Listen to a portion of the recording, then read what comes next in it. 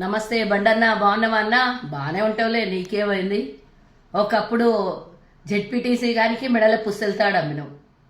ఈరోజు మంది తల్లి తండ్రి కడుపు కోత మీద పెడుతున్నావు. నువ్వు గాయ గాయ గత్తర్ చేస్తావు. ఏడన్నా చిన్న గుడి అన్నెసెసరీ, అది అసలు సంబంధం లేకున్నా, నీకు పనికి రాకున్నా, అవసరం లేకున్నా, మతాల చిచ్చులు పెట్టాలన్నా ఫస్ట్ ఉంటావు, నంబర్ 1 ఉంటావు. మరి ఈరోజు ఏమైంది తమ్మి? అన్ననో తమ్ముడో ఏమైతో తెలీదు. రాష్ట్ర ప్రజలకు కేంద్ర సహాయ శాఖ మంత్రి, ఎవరికి సహాయ శాఖ మంత్రి? హోం సహాయ శాఖ మంత్రి ఈరోజు తన కొడుకు చేస్తున్నటువంటి గబ్బు పళ్ళకు సహాయ శాఖ మంత్రియా? నువ్వేమో తంబాకు, నీ కొడుకేమో గంజాయి. బేటీ బచావ్ బేటీ పడావ్. బండన్న కొడుకు నుంచి బేటీ బచావ్. దేశం ఎటుపోతుంది?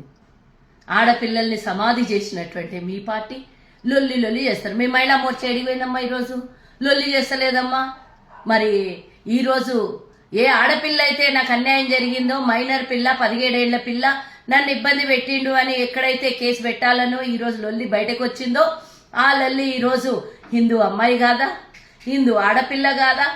భారతదేశంలో పుట్టిన బిడ్డ కాదా? హిందువుల పుట్టిన బిడ్డ కాదా?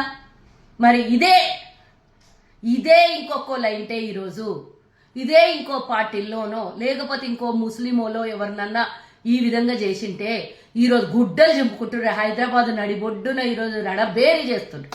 ఏడవాయ మరి ఇదంతా ఏందో నాకైతే తెలుస్తలేదు. కానీ నీ కొడుకు నుంచి రాష్ట్ర ప్రజలకు రక్షణ కావాలి అనేది మాత్రం అర్థమైంది.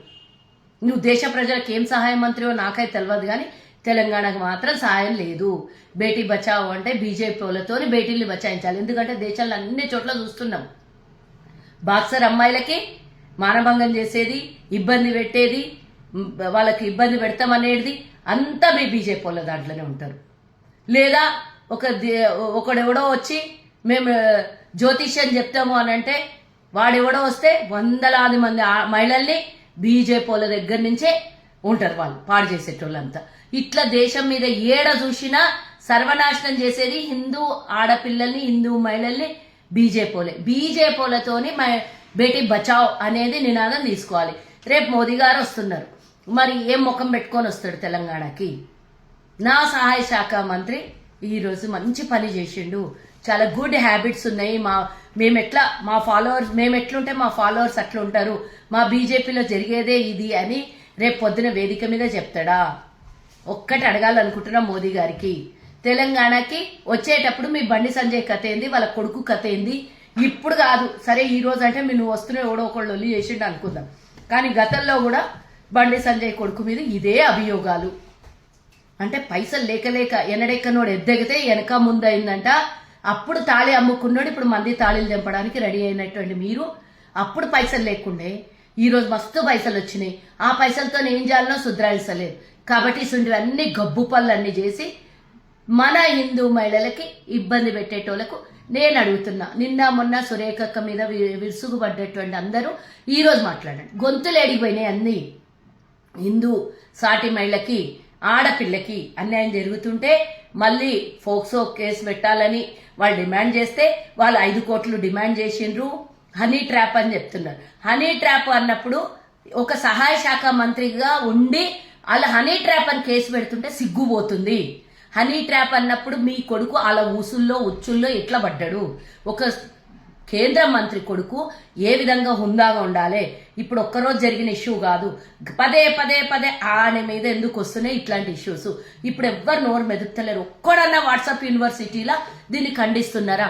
ఎందుకు మంది హిందువులు అయితే హిందువులు, మీ పార్టీలో జరిగిన ఏమన్నా అన్యాయం అయితే హిందువులు గారు కప్పిపుచ్చుకునే హిందువులా? అసలు ఏందో జవాబు చెప్పాలి. నేను అడిగిన ప్రశ్నకు ఒక్కటన్నా జవాబు ఉంటే మోదీ గారు ఇక్కడ తెలంగాణకు వచ్చేటప్పుడు దీనికి ఆన్సర్ చెప్పి రావాలి. నేను అందరినీ డిమాండ్ చేస్తున్నా, తెలంగాణలో ఉన్న 4 కోట్ల మందికి నేను డిమాండ్ చేస్తున్నా. అందరు మీ సోషల్ మీడియాలో మనం అవసరం ఉన్నప్పుడు, అవసరం లేనప్పుడు మనకు కావాల్సిన చిన్నవి పెద్దవి అన్నీ మన స్టేటస్లలో పెట్టుకుంటాం. రేపు ఈ స్టేటస్లో ఇది పెట్టుకోండి, బేటీ బచావ్ బేటీ పడావ్ అంటే ఏంది మోదీ గారు ఇక్కడ వచ్చి చెప్పాలి. బండి సంజయ్ కొడుకు చేసిన దానికి సమంజసమేనా? దీనికి మీరు జవాబు చెప్పగలుగుతారా అని అందరు స్టేటస్లలో రేపు పెట్టుకుందాం మోడీ గారు వచ్చినప్పుడు. దీని జవాబు ఏం చెప్తారో వేదిక మీద మనం వేచి చూద్దాం.